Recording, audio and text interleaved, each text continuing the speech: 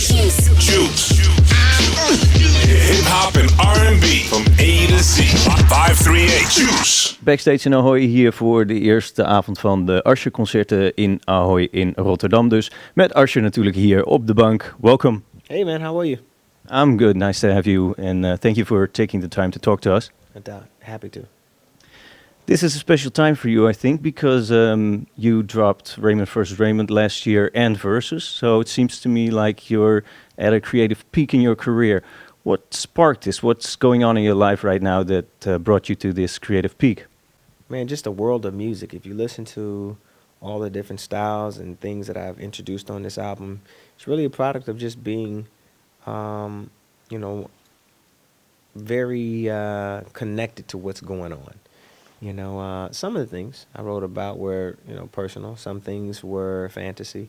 Some things were more about just an incredible feeling and great energy, which is a lot of what I've been putting into my more recent music.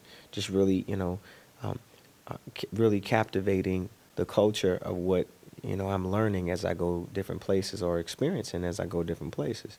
This has definitely become more of the focus of the type of music that I want to do for the upcoming albums. Yes, I read an interview on the internet where you talked about revolutionary pop or rev pop or simply rev, which is a combination of what you just talked about. What else can you tell us about this? Well, rev is, the commingling of relevant sound and soul. You hear many songs that, have a commercial value for an entire world to embrace the song. But sometimes the soul is a bit missing or are not as prevalent. In Rev, the soulfulness is definitely the heart of what the sound is. And the cultural sound, be it something that comes from Sweden, be it something that comes from France, from America, from Australia, it could be anything. But that balance between relevant sound and soul is what Rev is.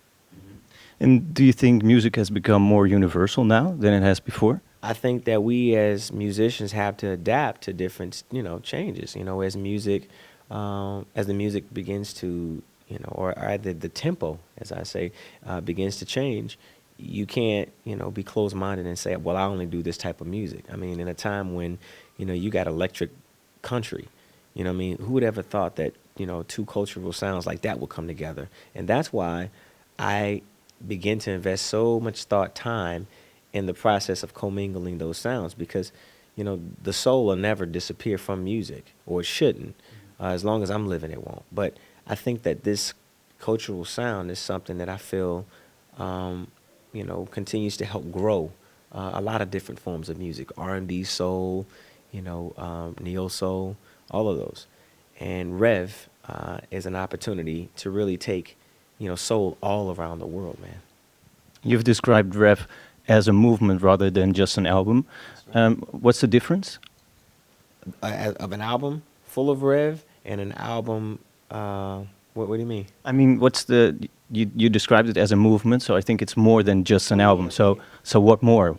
Oh man, Rev is more than just a sound. I mean, it's a way of life. It's a culture. It's the way you dress, the way you wear your hair, an attitude you take, really a unapologetic, attitude about, how you live. And, that is it. Okay. And how do you keep up with what's going on musically and then put that soul into it? Well, one, you got to live through some of your experiences, It is being able to, travel to foreign places and hear different types of producers and different types of musicians and different sounds. What are they listening to in the Netherlands? What are they listening to in, Ireland? What are they listening to in London? What are they listening to in France? What are they listening to in Germany? And then begin to, allow those things to create the combination. It doesn't start from nothing. It doesn't start from just scratch. It is hearing a sound and saying, okay, well, I have a story that I think would be great over this song. It is a story that may be relevant to what's going on in the club, what may be relevant between a man and a woman, may be relevant in love, life, whatever it may be. But the attitude of it is very much so soulful and connected to the experience, not only musically, but also lyrically. So could I say, to sum it up, it's like a universal mix of styles, but then you put your personal touch into it by adding personal experiences and talking from the heart. To simply put it, OMG would be a great representation of what Rev would be. There'll be many, other songs that'll represent, Rev and its style.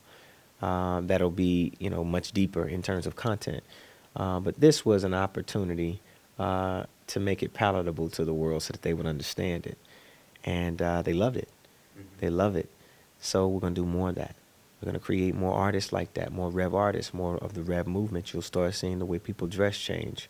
You begin to see the way people wear their hair. It'll change. The attitude, the way they conduct themselves. I mean, and in all forms of revolutionary movement, it's been that way. If you look at punk, if you look at rock, it was an attitude more so than just a song. It might not have always been a very deep, subject. It could have been very simple. But the attitude of it is what really makes it what it is. 538 Juice. Juice. Hip hop and R&B from A to Z. 538 Juice.